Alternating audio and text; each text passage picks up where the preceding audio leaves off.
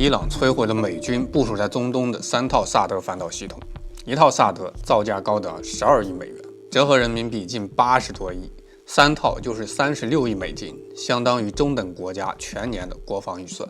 美以原本以为能像2025年12日战争那样，闪电偷袭打完就跑，可他们万万没想到，这一次伊朗直接掀了桌子，把一场偷袭战打成了赌上国运的中东战争。本期视频我们抽丝剥茧，还原这场战争的来龙去脉，破解萨德神话破灭的核心密码。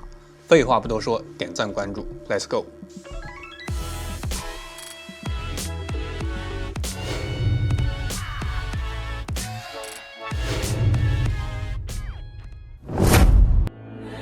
大家好，欢迎来到老友记，我是大钊。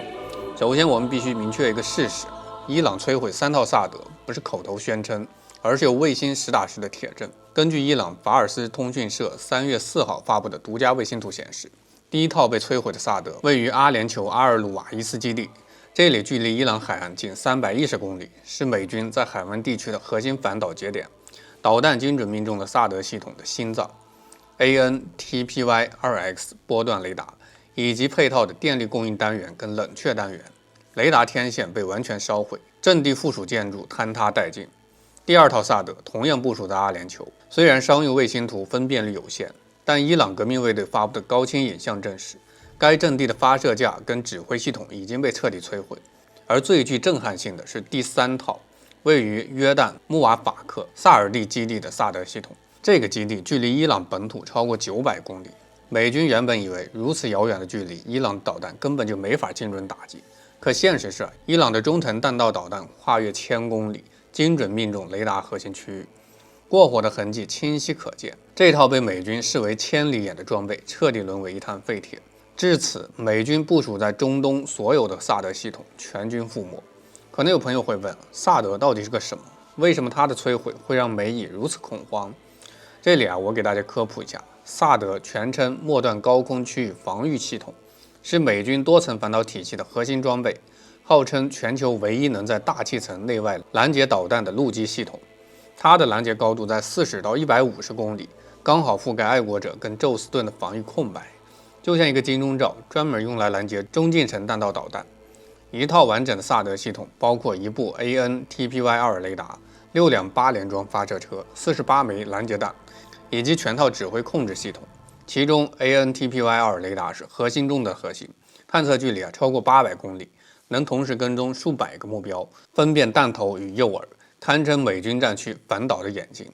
更可怕的是它的造价，单枚拦截弹采购价高达1270万美金，一套萨德系统的采购成本就高达8到12亿美金，每年的运维费还要3250万美金。放眼全球，美军自己也只有7个萨德连，全球的 AN-TPY-2 雷达也不过13台，如今一下子被伊朗摧毁了3套，相当于美军的反导网络直接被歼灭一半。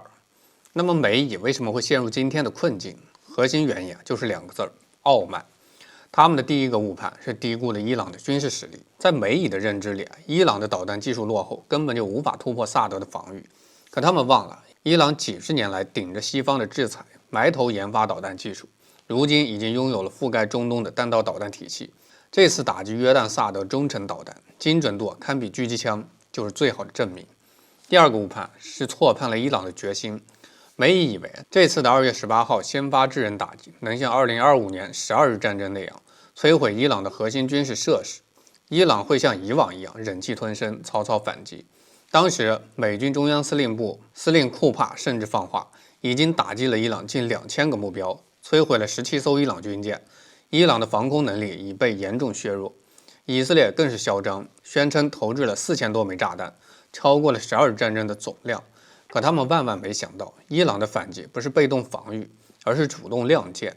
你打我的本土，我就端你的反导阵地；你想速战速决，我就跟你打持久战。伊朗的最高国家安全委员会秘书长拉里贾尼明确表示，跟美国不一样，伊朗已经为了一场长期战争做好了准备。这场原本计划打完就跑的偷袭战，彻底演变成了一场赌上国运的决战。美以现在是骑虎难下，继续打，北约明确不参与，英法德拒绝介入，国际社会一片谴责。美军的人员伤亡跟装备损失还在不断增加。撤退吧，不仅丢了30亿美军的装备，更会彻底丧失在中东的威信，沦为全世界的笑柄。这让我想起《左传》中的一句名言：骄兵必败，哀兵必胜。美以的傲慢注定他们今天的结局，而伊朗的隐忍与奋起恰恰印证了置之死地而后生的生存智慧。孙子兵法说：上兵伐谋，其次伐交，其次伐兵，其下攻城。意思是最高明的战争是用谋略取胜，其次是外交，再其次才是打仗，最下策才是攻城略地。伊朗这次的反击完美诠释了伐谋的精髓。美以的核心战略是依靠萨德系统构建中东的反导网络，遏制伊朗的导弹威慑，同时通过军事打击摧毁伊朗的核设施跟导弹工业，实现政权更迭的目的。而伊朗的对策不是跟美以拼战机、拼航母，而是直接打击萨德这个战略支点。萨德一毁，美军在中东的反导网络瞬间瘫痪，以色列的本土防御也失去了屏障。伊朗用最小的代价打破了美以的战略布局，这就是攻其所必救，击其所不备。更厉害的是伊朗的伐交。战争爆发后，伊朗第一时间向联合国申诉，呼吁国际社会制止美以的单边军事行动。同时，伊朗的盟友黎巴嫩真主党、也门胡塞武装纷纷响应，在周边对美以发动袭击，形成了多线作战的局面，让美以顾此失彼。这恰恰印证了《孙子兵法》另一句话：夫兵行向水，水之行必高而趋下，兵之行必实而击虚。